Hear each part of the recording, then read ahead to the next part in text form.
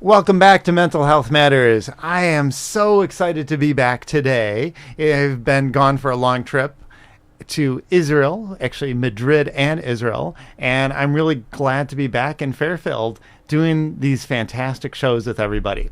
Today's show will be an interesting one. I've got two fantastic longtime guests that have been here many times, Kyle and Elizabeth. You are listening to Mental Health Matters on KRUU 100.1 on your FM dial. And if you want to get more of these shows, get to the archives, you could always go to the website, Ardent Counseling Center. Can you say Ardent? Because people never understand what those letters are. Ardent. Ardent. Okay, so Ardent Counseling Center. What does Ardent mean, Scott? And that's just ardentcenter.com. So you go to www.ardentcenter.com. Scott, do you know what Ardent means, or did you just sort of throw it into your name? No. I actually like that name because it's about passionate. I originally picked it because, it's an A, and in Chicago, I was listed on page 4 under counselors. So it was a tactic, but I really like the name. Stephanie came up with the name, so it's awesome. Nice. Anyways, all right, so back to Ardent. You can go to ardentcenter.com, go to the media tab, and you could pull down there, or you could go to the YouTube station, pull it up there, or a bunch of them are archived on KRUU. If you need to email me or want to, feel free, because I'm really dig people emailing me and going through different issues, different ideas, wanting to come on the show. And you can email me, scott@ardentcenter.com. So, on to the show today. So, Kyle, what's the show today? So, we were just hanging out and talking about, at Revelations, we were talking about introversion and extroversion. And it's interesting because... there's so many different theories around introversion and extroversion. Introversion is where you like to be more inner. Extroversion is you like to be more outer. And then Scott was saying something interesting. He was saying, well, what about reference points? Where's our reference point? Are we self-referral, referring internally or referring externally? In psychology, they got the key term locus of control that sort of dives into that. So if you have an internal locus of control, then you sort of blame yourself for everything. And if you have an external locus of control, then you blame the outside for everything.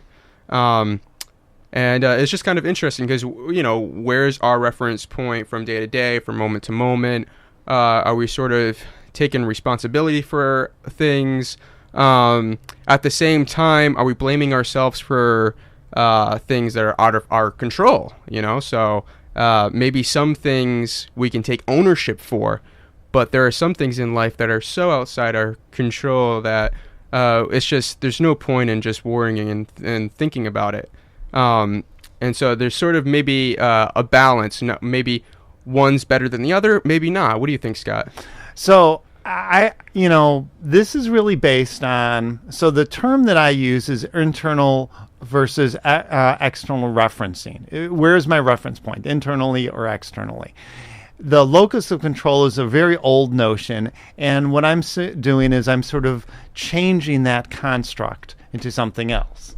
And I'm looking at another way to look at this. And I'm trying to get away from value judgments. In my world, everything is about application. So I've given this example a million times. Exercise, we often think of as really good, right? Right. But that doesn't necessarily mean that it is. If you're over-exercising and hurting your body, it could be a damaging thing. If you've got an eating disorder and you're purging by exercise, that's a really bad thing. If, for example, some people meditate, and meditating is a wonderful tool. But sometimes people could use certain kinds of meditations or certain things in a way that doesn't work for them in the way that we think it does. And so it's sort of getting even the most productive, powerful things, is about application. Am I using it in a way that actually works for me to make my life forward? Right. And so everyone, we have a treat for you coming up, and we want to work that in. And so Scott's talking about application. Yes. And so anything could be good or bad. So another way to think of it on the flip side, I've also talked about trauma. We often think of it as the worst thing in the world, and we get PTSD, and it's a terrible thing. Except trauma could also be a moment of transformation. It could also be an impetus for really looking at not just changing a little bit of the dynamics, but really creating a massive transformation in my life for the better. So sometimes we need that kick in the pants and say, now I could really do something more powerful and productive. So we don't think of things as being good or bad. We think about how are we using them, even the most positive things or even the most negative things. So in today's, we're going to give you an example with our special guest today.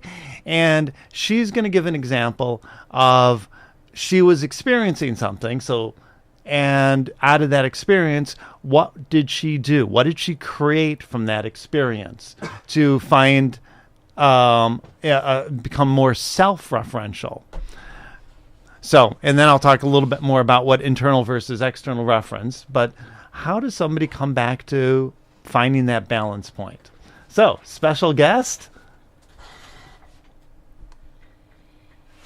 In the still of the night, as I gaze from my window at the moon in its flight, my thoughts all stray to you. In the still of the night, while the world is in slumber, oh, the times without number, darling, when I say to you, do you love me as I love you?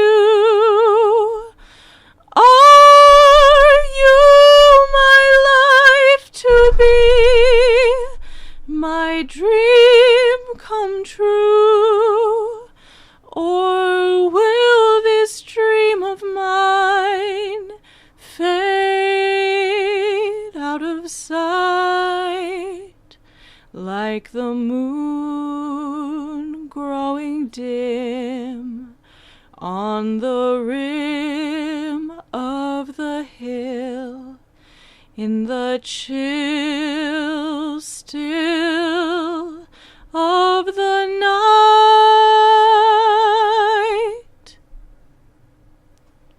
Wow. That's amazing. So what did you do? Tell us what you did, why you did that. Okay.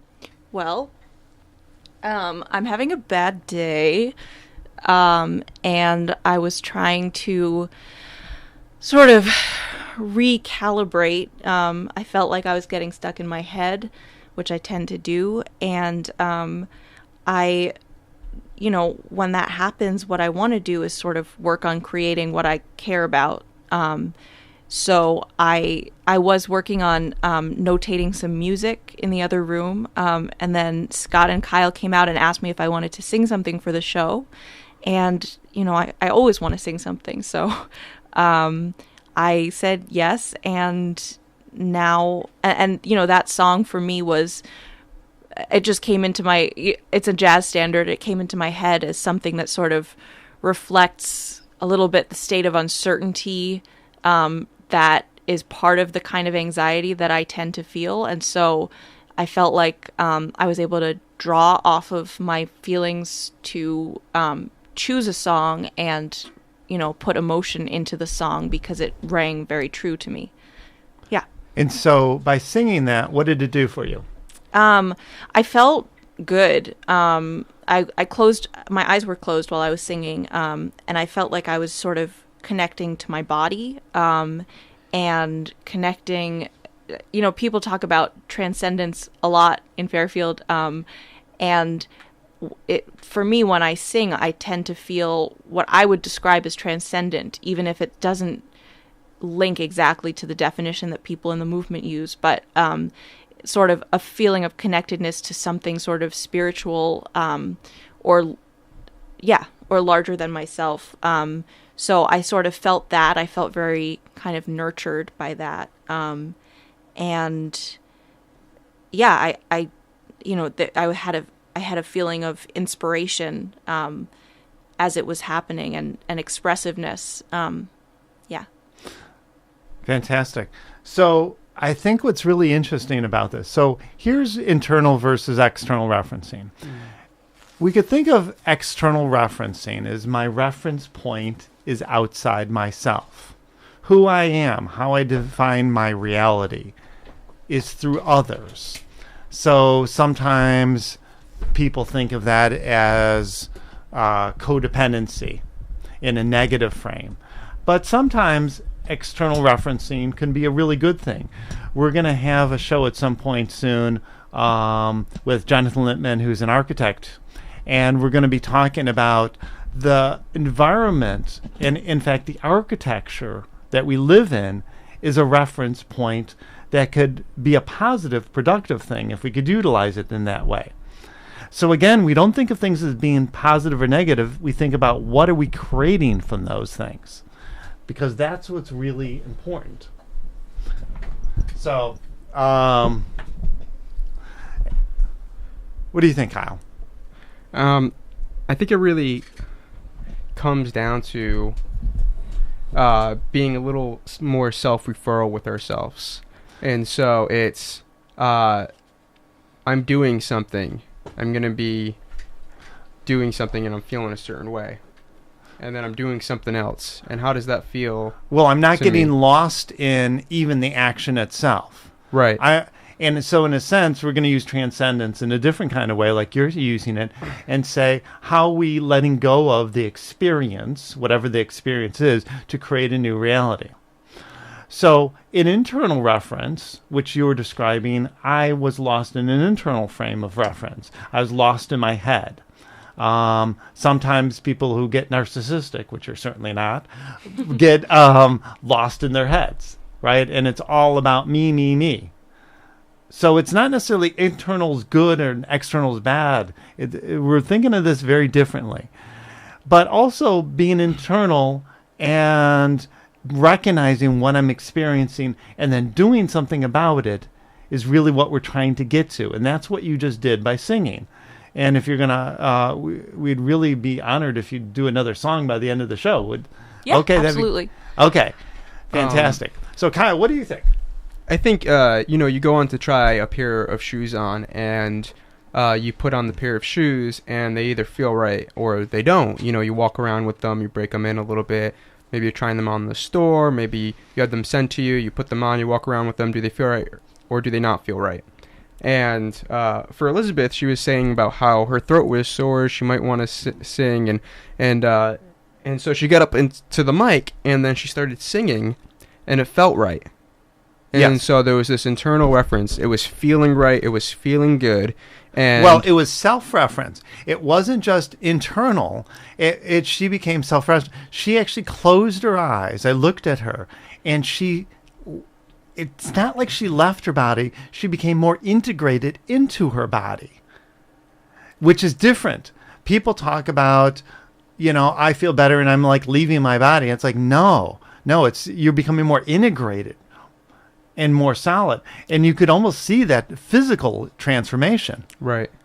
And so if the singing was making her throat feel worse, she would stop, or she would adjust the way she's singing. And so there's this self-referral mechanism happening where she's having this feeling in her throat and in her body, and she starts singing, and then that affects her body, and she sees how that affects her body, and she sings more, and then she sees how that affects her body, she sees more, but she's not in her head about it. It's self-referral, and by self-referral, I mean it's kind of automatic. It's automatically happening. You're feeling, it's like you're going for a run, and you automatically notice that your heart is beating up. You don't think about it. You're not like, okay, well, exactly how much is my heart going up?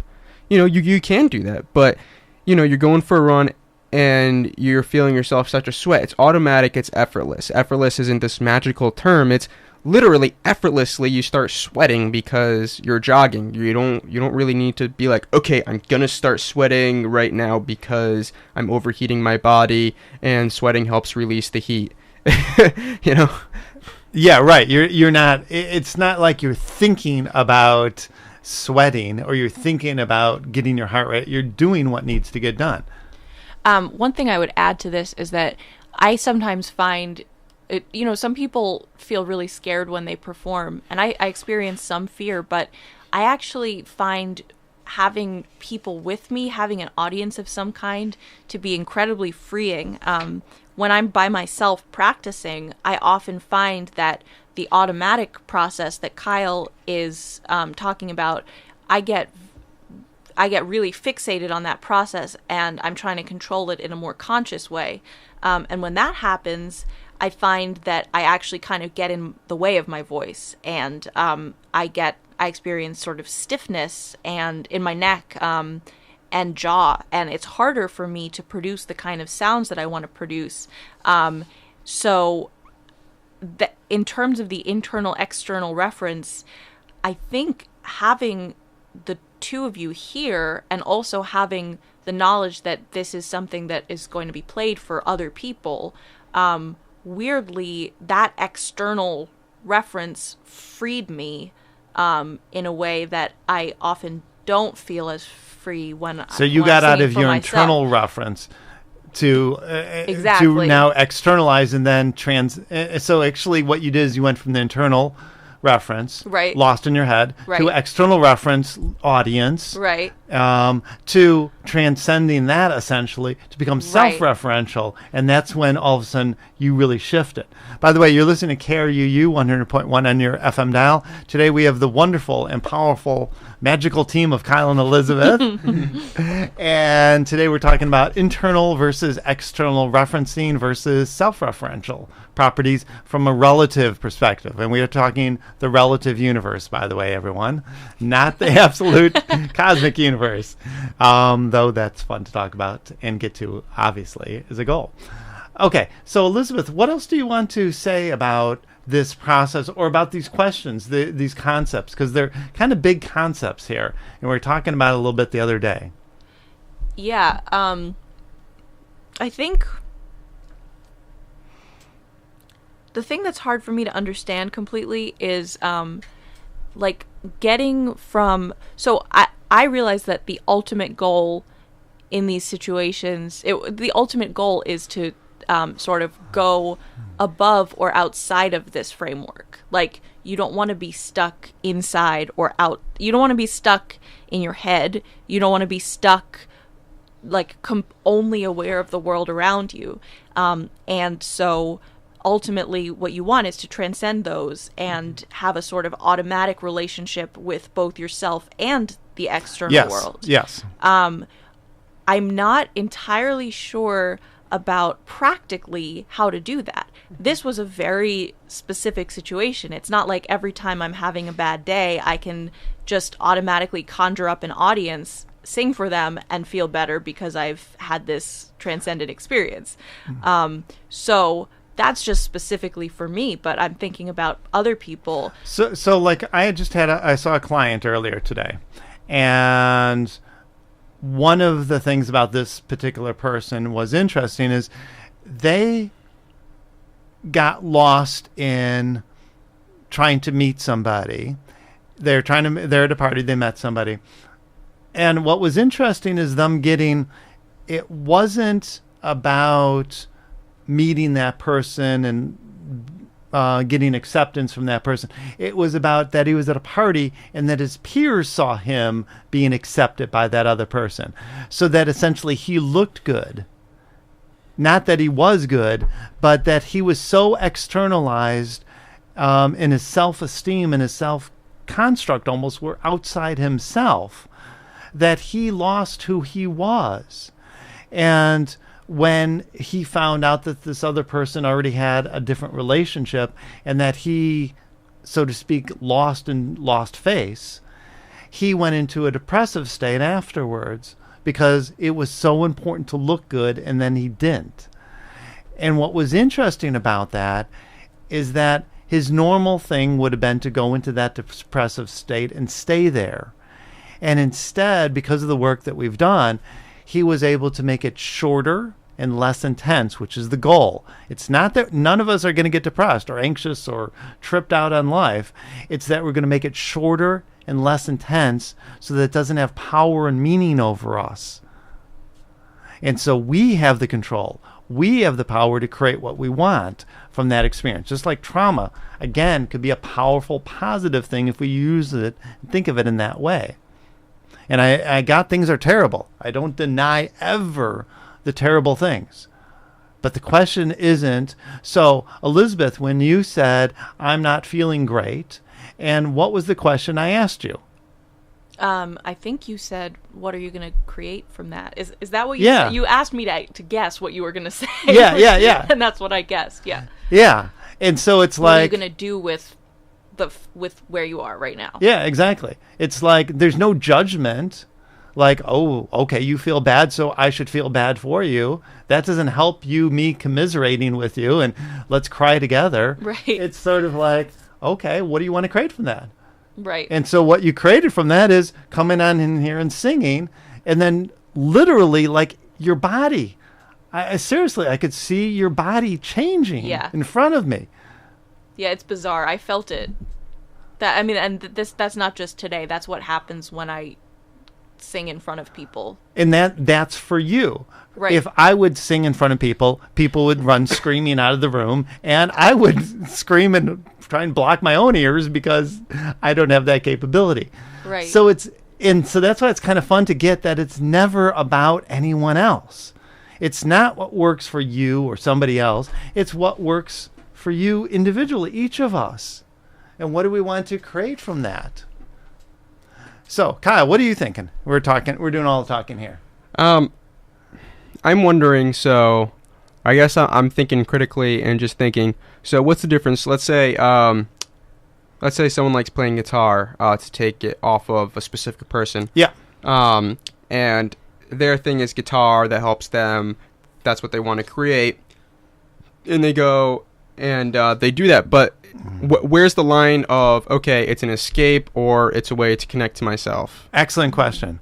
Because, and I think it's all about, like I said, the question is about application, not if what you're doing is good or bad. Right.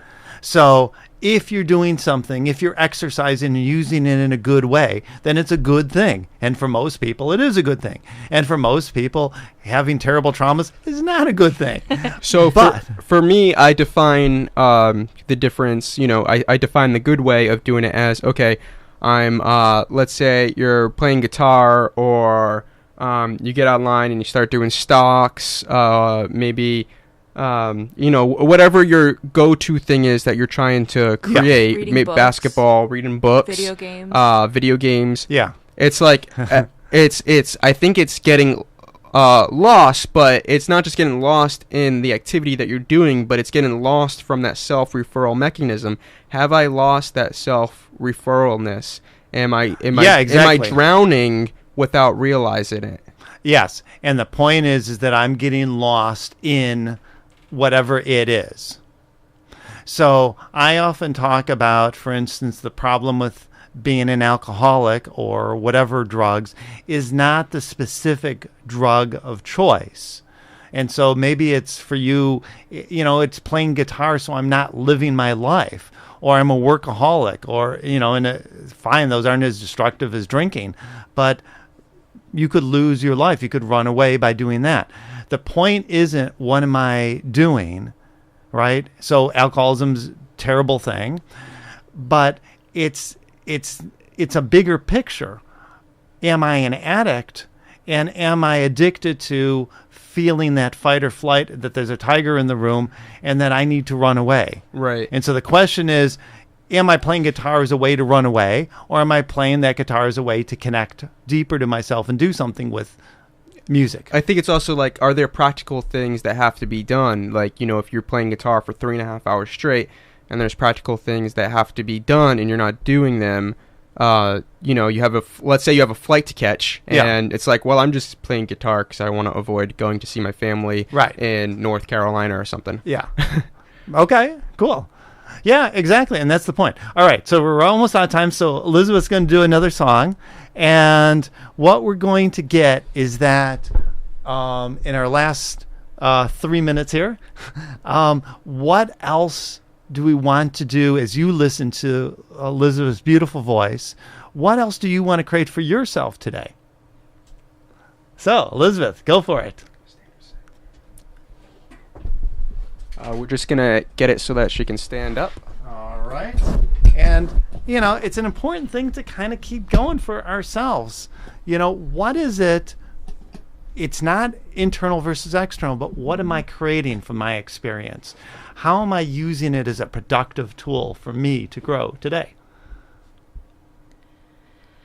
Moon River, wider than a mile, I'm crossing you in style someday. Old dream maker, you heartbreaker, wherever you're going, I'm going your way. Two drifters off to see the world. There's such a lot of world to see. We're after the same rainbow's end, waiting round the bend, my huckleberry friend. Moon River and me. So, Elizabeth, how does that make you feel? Or is that not the question? I don't know. How does it make you feel, or is that not the question? Right. What do you so mean? So what's the real question then? It's not just, okay, that feels good. I felt good even just listening to you. Thanks. But it's more than that. What's the real question? Did that allow you to take back control? Yeah. Or power or something or whatever it is for you to not run at this moment. Right. So did it allow you to become more self-referential, to connect, and to create a better space for yourself? Yes, I think so. Yeah. And isn't that the lesson? Yes. Kyle, anything else to say before we close on up today? No, I think that's great. I think that pretty much sums it up. Well, thank you, Elizabeth. Thank you. And thank you, Kyle. It's always such a pleasure to have you guys on, always. And I think it's a really interesting concept to play with out there. Where is our points of reference today? And it's not about the value judgments, the judgments that we place, and certainly not what others place upon it, but what do we want to create with it? So we'll see you next time on Mental Health Matters with Dr. Scott Terry on KRUU, 100.1 on the FM dial. Thanks, everyone. Bye. Bye. Bye. Bye. Bye. Bye. Bye. Bye. Bye.